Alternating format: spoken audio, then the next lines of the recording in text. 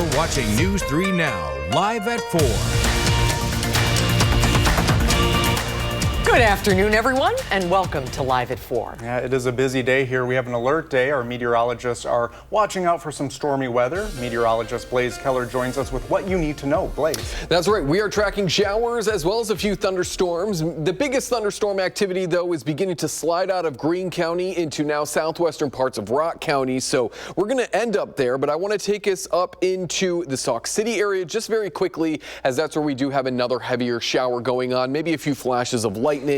And this is kind of the beginning of our severe weather window. We'll continue to see that chance for severe weather as we head over the next couple of hours. Here is the biggest rain activity thunderstorm moving out of Spring Grove, Twin Grove, as well as Sylvester there in parts of Greene County, now beginning to push more into Broadhead, Orfordville, as well as Newark and Avon in Rock County. This is still a ways away from Janesville and Beloit, but we'll likely start to get a little bit of rain activity over the next couple of minutes, probably within the next half hour or so, until that cell moves its way overhead. So if we take a live look on our tower cam, our weather cam there in Janesville, looking towards that storm, skies are starting to get dark, but again, most of that rain is still a little bit off to our west. We do have an isolated chance for severe weather, a marginal risk in the green. All severe weather threats are going to be possible through the rest of the afternoon. That does include an isolated tornado threat for anybody there in the green. So that is why we do have an alert day through the evening hours. We're going to be tracking the potential for severe weather over the next several hours. In the full forecast, we'll break down when's the best chance we could see some of that severe weather using Future Track. That's coming up in just a few minutes. Thank you, Blaze. Well, we have some breaking news. The founder and CEO of Madison nonprofit Urban Triage is facing charges. Brandy Grayson allegedly broke open a door and entered the home of her former partner. After turning herself in this morning, she got out of the Dane County Jail on bond. Officers responded to Oak Street at 1:45 in the morning Wednesday after a caller reported someone kicked in their door and came into their home. Security video allegedly shows Grayson approaching the door, knocking, and then using her hip to break it open. Grayson is facing tentative charges of criminal damage to property and disorderly conduct with a domestic enhancer.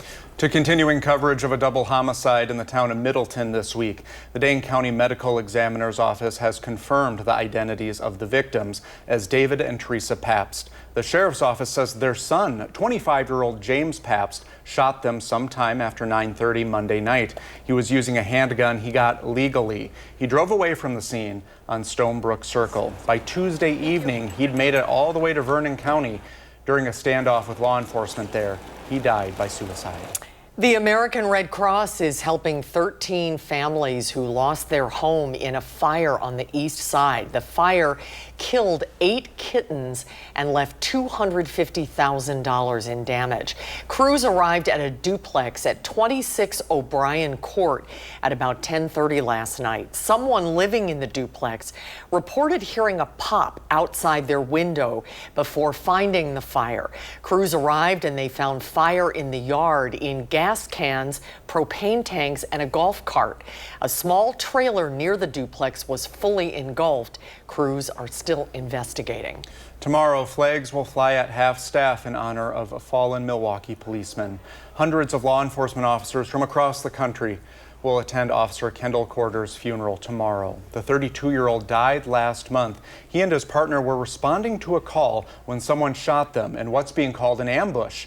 The other officer is still recovering from his injuries. The 22-year-old suspect, Tremaine Jones, is charged with first-degree intentional homicide, attempted first-degree intentional homicide, and recklessly endangering safety. He was supposed to have a preliminary hearing yesterday, but it was pushed back to July 18th.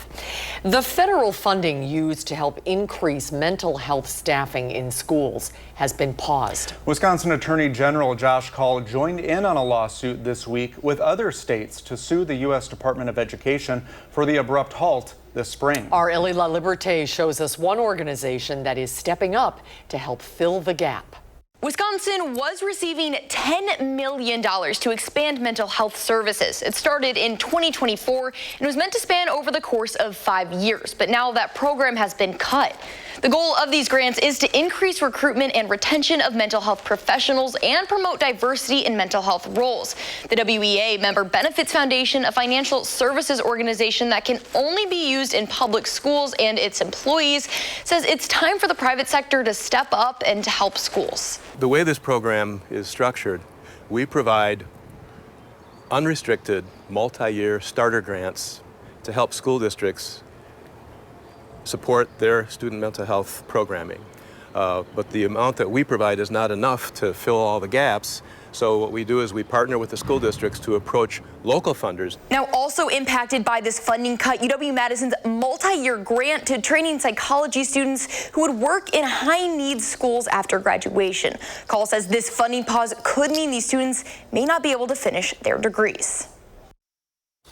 Thank you, Ellie. Wisconsin was one of 22 states to receive the grant award last year. We're getting a look at SSM Health's new outpatient center in Sun Prairie. The 90,000 square foot building is in its final stages of construction. SSM says the new building has one of the region's largest carport solar panel arrays. And they've also used reclaimed materials from trees that were removed from the site. Well, one of Madison's great summer festivals, La Fête de Marquette, kicked off just moments ago. It's a lot of fun. The festival celebrates French culture on Madison's east side, and that's where we find our Tanasia Shaw. She is in the Wilmar neighborhood right now. How's it going, Tanasia? Hi, Brady and Susan. You can hear the music. This is just a sound check. The real performance doesn't even start till 4:30. And then can you give them a shot of like the people who are here already? Let's take a look. There's so many people that are here. And we know our meteorologists are saying it's gonna rain, but it's not gonna rain on this parade here at Fête de Marquette. I'm so excited to be here. So this is entirely free. Everybody's just walking through. This is a really big neighborhood, really celebration. And we are celebrating, as you said, Susan, French culture. And all the proceeds that are raised today will go to the Wilmar Neighborhood Center here on Madison's east side. Again, everything is free and it's from today till 4 to 10 p.m. and it runs until Sunday. So Friday, Saturday, Sunday, fun here on the east side. And like I said, performances do not start until 4:30 p.m. Right now, we're just getting a sound check. It's gonna be about 2 or 3 more performances throughout the night tonight. And they even have some karaoke, so I might have to stay out and sing a little bit with them for that. And behind me, you can see there's a lot of different food vendors, and the crowd here is really just growing right now. And one thing I noticed about all the food vendors is they are so diverse. I seen Jamaican food, Asian cuisine, a little bit of everything. So I can't wait to really celebrate and be here and show you at home what's going on here on Madison's east side. And like I said, there's so much to dive into. Brady and Susan, I'm going to dive into this festival a little bit more, talk to some people. I'll be back in 30 minutes with another report. I want to see Tanasia do karaoke. Me too. I agree. Yeah, we'll be there. What's your karaoke song? Okay, what's my karaoke song? Anything by Usher. Anything by Usher Raymond is my karaoke song. All right. Solid choice. Yeah, it is a good choice. Thank you, Tanasia. Have fun, Tanasia. We'll see you soon. Well, it might seem like a ways away, but the school year and holiday shopping are just around the corner. How the global trade war could impact what you see on store shelves. And our First Warn weather team is keeping an eye on potential severe weather for Friday. What time you could see some storms.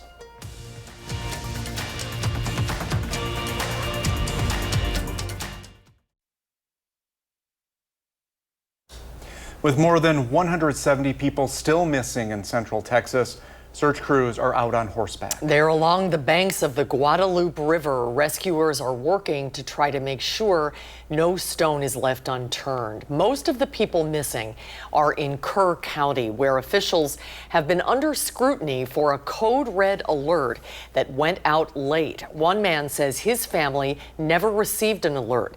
At one point, he thought he saw help coming on the rushing waters. I see people's arms waving, and I think it's a boat, and when it gets up, it's a car. And I'm yelling at them, I'm safe, don't worry about me. And they're not yelling, we're coming to get you, they're yelling help. And that, I don't know what happened to them, but they just swept around this way. FEMA has set up in Kerrville, opening a disaster recovery center to help survivors and families of victims. And you can help too. When you scan this QR code, your phone will take you to the Kerr County Flood Relief Fund's website. Anything you give goes directly to vetted organizations providing rescue, relief, and recovery efforts, as well as food assistance. Let's get a check on the weather now. There's a few storms out there this Thursday afternoon. Blaze is keeping an eye on the radar. That's right. We do have those alert day conditions still overhead that could produce some strong winds and hail, as well as an isolated weak tornado as we go over the next couple of hours. So at least the early evening, we've got a few showers and thunderstorms moving through the area now. I'm not super energized. We do have a lot of good ingredients necessary for a severe thunderstorm or two, but in comparison to some other setups we've been underneath, this one is lacking upper level and mid-level support, which is very important for severe thunderstorms. But we're still going to keep this marginal risk for severe weather. When we say marginal risk in the green, that means that we maybe will see one or two, so very isolated chances for severe thunderstorms, not long-lived storms, and not everybody will see them. So that is some good news there. While I did mention strong winds and hail are threats, also anybody underneath the green here, you're underneath an isolated weak tornado threat. Now, even though the green is low, there is still a chance. So make sure that you have a way to receive weather alerts. You could always download the First Warn Weather app that will send alerts directly to your phone or mobile device. You can also, if you have it, a NOAA radio, or just watch us through the rest of the evening. And of course, we'll keep you updated should any severe weather happen. And also make sure that you have a safety plan just in case a tornado warning is issued for where you live. So let's take future track into the rest of this afternoon. There's just a little bit of rotation in the atmosphere. Just this weak surface low is going to be moving through and kicking up some of these isolated showers and thunderstorms as we move over the next couple of hours into the early evening. I think that's when the severe weather window will close, but we're still going to keep that chance for showers and thunderstorms even into the early morning hours on Friday. So looking ahead to Friday as we're beginning to plan out our day, showers and thunderstorms will once again be possible, and we could also again see another chance for severe weather. Isolated chance in the green, a scattered chance there in the yellow. That is a slight risk. There's our marginal risk once again. We're also going to be dealing with that chance for some strong winds, some hail, and like today, we have that chance for an isolated weak tornado for anybody there in the green. So over the next day or so, just make sure that you're staying weather aware. Again, the First Warn Weather app will send alerts directly to you at your exact location so you can seek shelter if you need to. What is Friday's plan looking like? We're going to watch to see how the showers and thunderstorms this evening act, because if they linger around into the early morning hours on Friday, this mess into the afternoon may be more of northern Illinois' problem, which would be great. We want the rain. We don't want the severe weather. So if we can keep some of that activity across central parts and southern parts of Wisconsin into the morning hours on Friday, the heavier activity and the more severe weather may be pushed further to our south. So that would be the best case scenario, and then we'll continue to keep that chance for scattered showers and thunderstorms into Saturday as well. We do have a weak thunderstorm off towards Sauk City, but we're going to take it down into Rock County, where this cell was once a little bit stronger, more reds on the map. Now we're seeing greens as well as yellows. More of that lightning is over the state line, which that means that this is where the strongest part of the cell is. But we're beginning to see some rain move over into 39, so some light rain beginning to fall in the western parts of Janesville as well as there in Beloit. There is a look at your 7 and 10 day forecast after the rain wraps up Saturday. We dry out Sunday and Monday. After hanging out in the upper 80s, we'll be cooling back down into the 70s to wrap up next week. All right, Blaze, thank you. Let's get a check on Wall Street today. The Dow closed up 192 points. The NASDAQ was up 19, and the S&P 500 is up 17. President Trump is threatening multiple countries with steep tariffs on August 1st. Unless they reach a deal. Now, this could impact back to school and holiday shopping. Jolene Kent reports. This is the Port of Los Angeles, where many of the holiday gifts you might buy this year first arrive on American shores. There's one ship here. What does it usually look like? Normally at this time of year, you'll see about 10 to 12 ships in port. Now, Typically, popular items like toys, clothes, and electronics make it here by midsummer. But the port's executive director, Gene Soroka, tells us this year is set to be much quieter due to President Trump's tariffs. what we've seen over the last 2 months is less cargo than normal, probably down about 10 to 15% when you look at what we have traditionally done over the past several years. What will it mean for consumers who are looking come this fall to start their holiday shopping?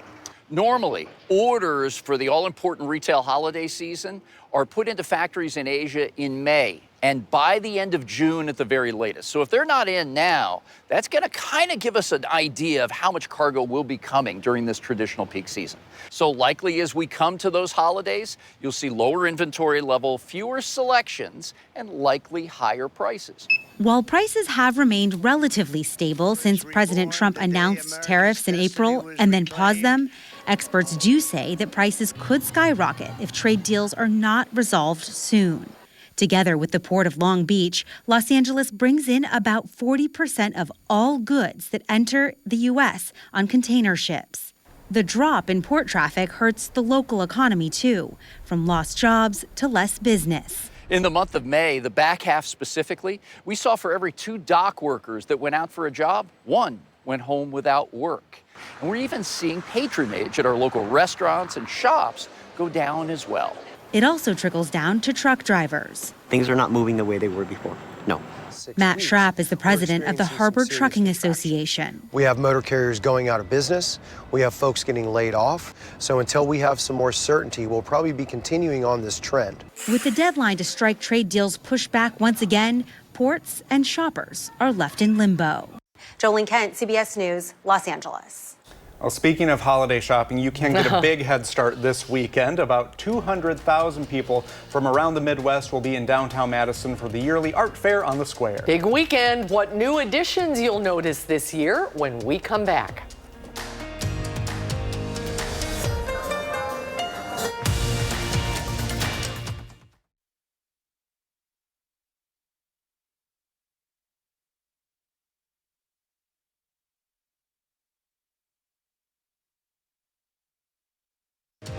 Watching News 3 Now, live at 4.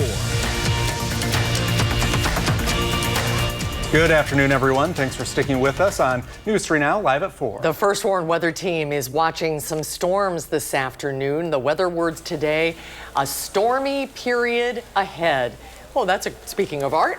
Something nice to look at, yeah. Right. Blaze is watching the forecast and the radar. What's going on, Blaze? We do have a severe thunderstorm warning just over the state line outside of Beloit, butting up to Rock County. So we'll take it in there in just a moment, given that it's not in our community quite yet. But I do just want to touch on a little bit of some heavier rain pushing into Waunakee right now, as well as extending back north into Lodi. A little bit of some lightning popping up in and around Lodi. So this is going to continue to push off towards the northeast. But let's take it back down to that severe thunderstorm warning, beginning to kind of butt up to parts of Rock County. Right now, that warning is not for Rock County, but Beloit, especially South Beloit, you might be dealing with some of this heavier rain, the lightning, as well as the possibility for some hail. So let's take a look at where that hail could be. The National Weather Service in Chicago did issue this for about an inch in diameter hail possibility. So if we take it in just outside of Beloit over there into Rockton, if we take a quick sample here, that's coming in at about an inch. So this is what could be impacting southern Beloit, or South Beloit, I should say, into Fox Hollow, maybe making it as far north into the Clinton area as this continues to push off towards the northeast at about 20 miles per hour. If that warning extends into Rock County, we'll of course let you know. And taking a live look in the Janesville area on our First Warn weather cam, the cloud cover obviously there. Rain is likely falling in and around Janesville as that shower and thunderstorm continue to move their way across the area. A reminder, folks, we still have a chance for severe weather for the next couple of hours. We're underneath an isolated or marginal risk for severe weather. We'll use future tracks, to time out those storms coming up in just a few minutes. Thank you, Blaze. 13 people have been left without a home, including a single mother of 3 after a duplex fire last night. Our Kyle Pozorski spoke with that mother today. He has more on her reaction and what's next. Don't have anything, no clothes, nothing. I ran out the house with my baby, I have the diaper on. Markeisha Thompson has lived at this Far East Side duplex for about 6 years. On Wednesday night, everything changed after a fire spread from her neighbor's unit into hers. The mother of 3 with another on the way shares with me the traumatic experience. It's a nightmare. You're running out your house at 10 o'clock at night with don't know what's going on, with smoke just coming out, like don't know if you're gonna make it or not. She goes on to say she's thankful her young family made it out safely, and a GoFundMe has now been set up to help her rebuild. Also involved were 13 cats belonging to Markeisha's neighbors. 8 died as a result, 5 survived. Madison Fire says the neighbor's yard contains several objects, including gas cans, propane tanks, a golf cart, and tires. The cause is now under investigation. On Madison's Far East Side, Kyle Pazorski, News 3 Now. Kyle, thank you. And we have a link to that GoFundMe up now on channel3000.com. Just look for this story. Tuition will go up for Wisconsinites looking to go to state universities. The Board of Regents voted today in favor of UW President Jay Rothman's proposal. This will increase resident undergrad tuition by up to 5% for the 2025-26 academic year. He said that increase is needed after a decade-long tuition freeze and what he refers to as lagging state aid. Here's how that will affect you. For UW-Madison, the resident undergrad and segregated fees for the 2025-26 school year will be $12,166. For Whitewater, that number is $8,819. For La Crosse, that's $10,360. More local news. Another setback for the Madison public market. The Markets Foundation announced it has seen delays in finalizing leases and improving the building to meet public health standards.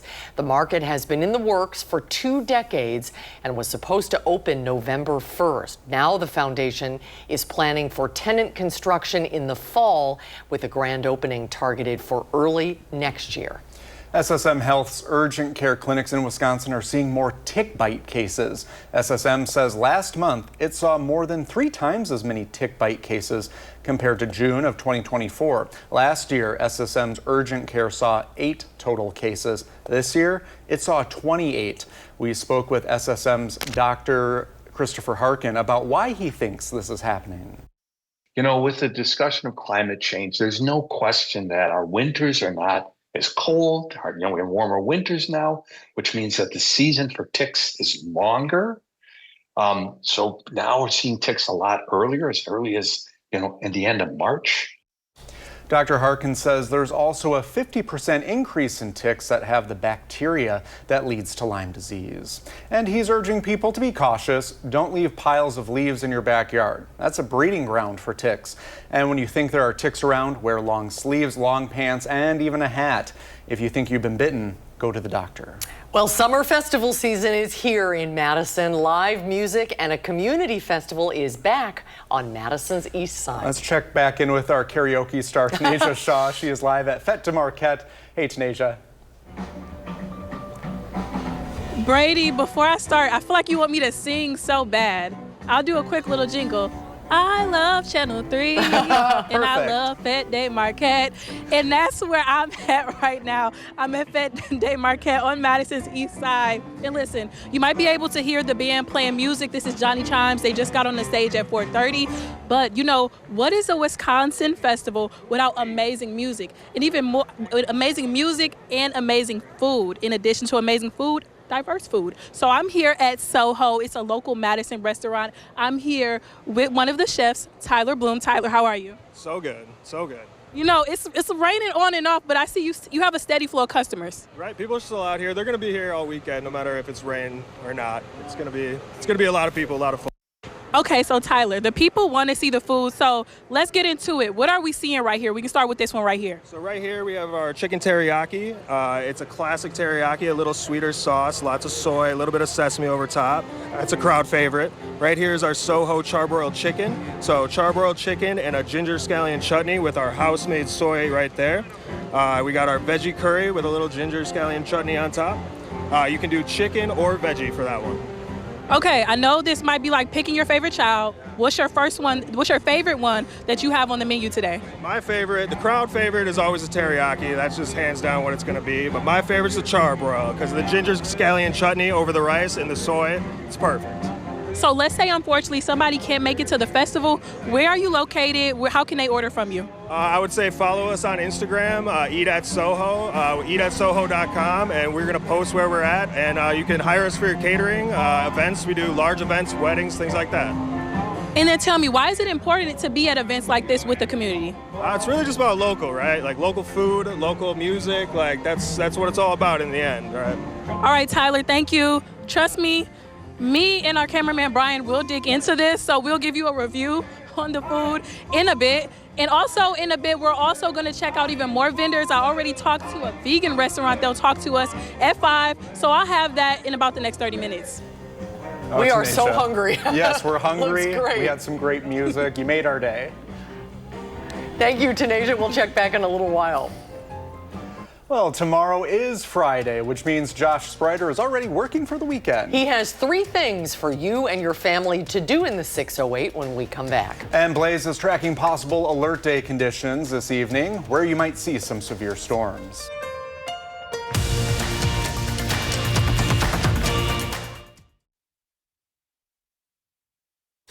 It's Thursday afternoon, or we like to call it Friday Eve, and that means we're working for the weekend in the 608 today. Josh Sprider is here now with his weekend planner. Another busy weekend for us here in southern Wisconsin. Here are my 3 things to do this weekend in the 608. The annual art fair on the square returns to downtown. The Madison Museum of Contemporary Art is hosting the 67th annual event on Saturday and Sunday. New this year is a beer and wine garden as they partner with Working Draft Beer Company and Square Wine Company. You can find a full list of participating artists on channel3000.com. Also heads up, because of this event on the square, the Dane County Farmers Market will be at Breeze Stevens Field.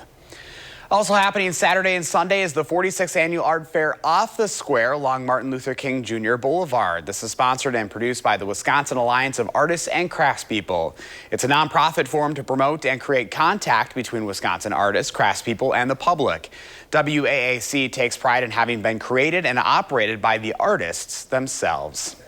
And finally, Lafette Day Marquette returns to McPike Park on Madison's east side today. The event is 4 days of music, food, and culture, all while supporting the Wilmar neighborhood. This event runs until Sunday, July 13th.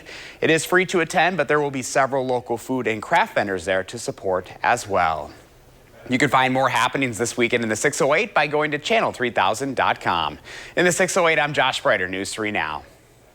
Thank you, Josh. This is such a fun time of the year in Madison. So much going on. When we come back, cannabis products are gaining popularity despite a lack of regulation. What new research shows about some consequences to your health when we're back?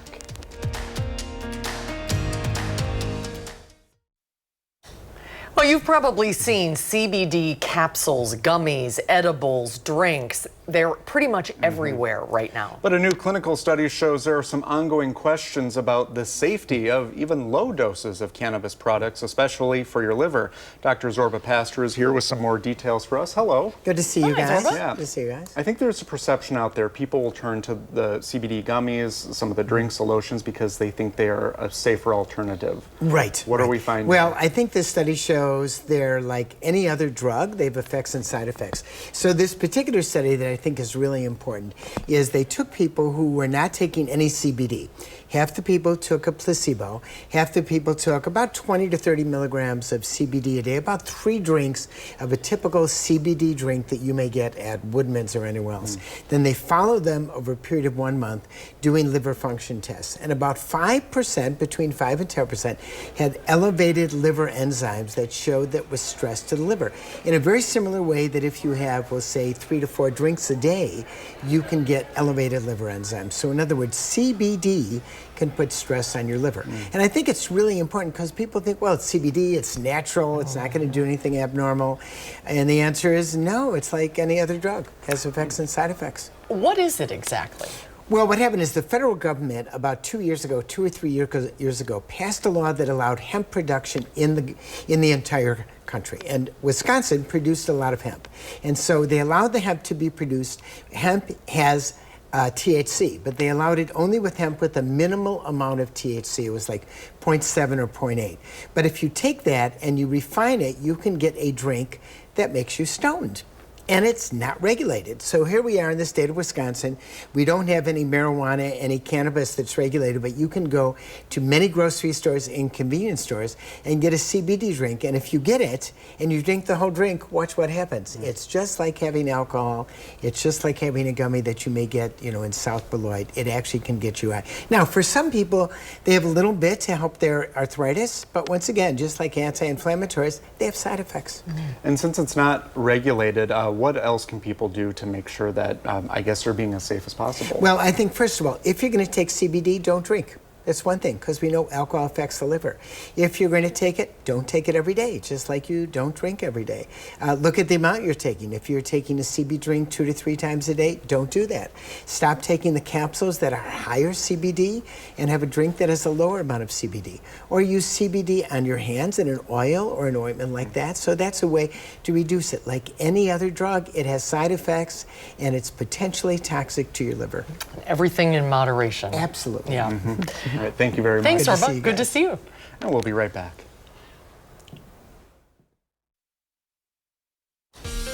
A severe thunderstorm warning is in place. Blaze, what can you tell us? It's for northern parts of Dane County until 5:15. So we got a little bit more time left on this as strong winds as well as up to 1 inch in diameter hail is going to be possible with this part of the thunderstorm moving now into Windsor and beginning to move over parts of Lake Mendota. So let's take it in and really pinpoint where I think the strongest part is going to be. It's likely going to be in this southern extent, not necessarily in this warning. So Westport up there in Maple Bluff going to be passing over the airport and 51 there, bringing with it those strong winds as well as some hail as well. Right now we're seeing about a 1/2 inch in diameter hail just north of Lake Mendota there. This is going to pass probably over northern parts of the airport. I don't think the airport is going to be impacted by this, but this is a live look on our Edgewater Skycam looking off into the north. So the extent of this thunderstorm, you see that nice shelf cloud here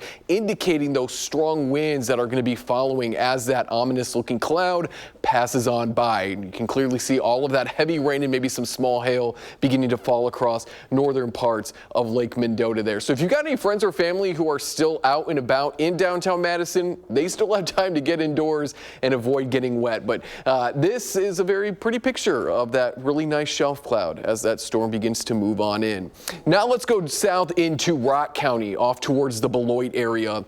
Still dealing with some severe thunderstorms just over the border in northern Illinois. We may see some of this storm activity strengthen as it crosses into extreme southwestern parts of Walworth County, but at least for now, southern parts of this cell into northern Illinois continue to be the stronger part of this storm, which is not necessarily shocking. We sometimes see southern parts of lines of storms become more strong as the northern part begins to weaken. But much of that rain is beginning to wrap up in the Janesville area. Most of that is beginning to move its way out of Beloit, now beginning to make its way into Bradford and then steadily eastward into Walworth County. We're still going to keep that alert day in place through this evening because, again, we could be dealing with a few more severe thunderstorms. We have that marginal risk, so an isolated chance for a severe thunderstorm or two through the rest of this evening.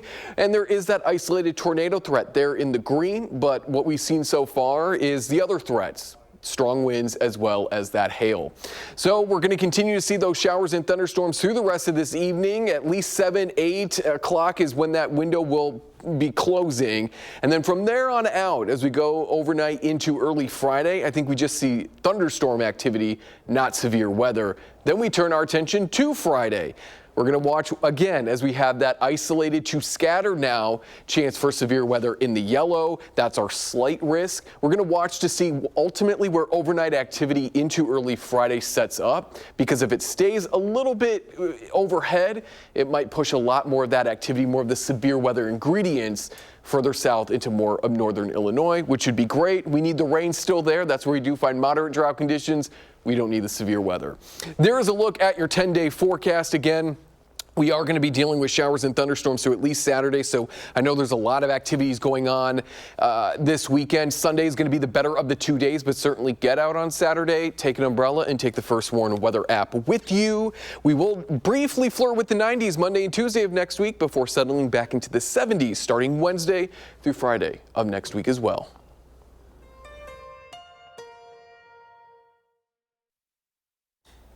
Tomorrow on Live at 4, we'll talk about tips to take control of your financial situation as fears about student loans grow.